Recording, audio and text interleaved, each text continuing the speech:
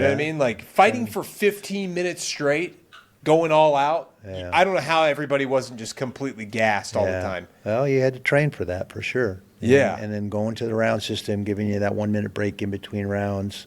You know, regular fights 3 rounds, a championship fight is 5 rounds. You know, the sport again ran towards that regulation. Yeah.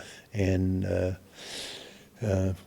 here we are. I think it's a very legitimate, very accepted mainstream sport now, and it was absolutely a fringe sport back then. It was, yeah. It was definitely considered fringe. It was looked at like a freak show. Yeah. Well, I remember seeing like videos of it back in the day before it was like mainstream, and thinking to myself, is this off of like Live Leak or something? Like, what is this happening in Turkey right now? You know what I mean? Like, I was like, what's going on? You know, I didn't know what it was. I just never heard of it. And then we finally figured out, okay, no, this is just like a new thing that's kind of like in its infancy coming up right now.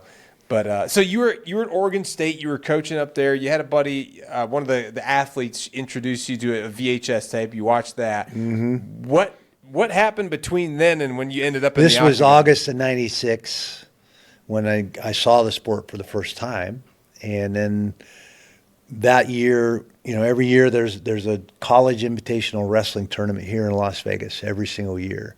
Sometimes it's right here in town. That particular year it was at State Line down at Buffalo Bill Arena down at State Line.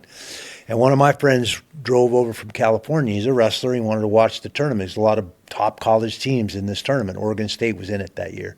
So after the finals, him and I are having a barley pop, you know, at the restaurant in the hotel casino, talking, you know, about the finals and, you know, the team and what the NCAAs are going to look like and all that. And he said, "Man, did you see that UFC stuff? Did you see Coleman? Did you see Fry?" And I was like, "Yeah, I saw one of those tapes of Fry fighting. That's crazy."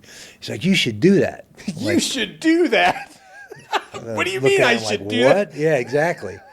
He said, "No, man, I know how to get the application. You know, when I get home, I'll get the application and send it in for you." And I'm like, "All right, whatever."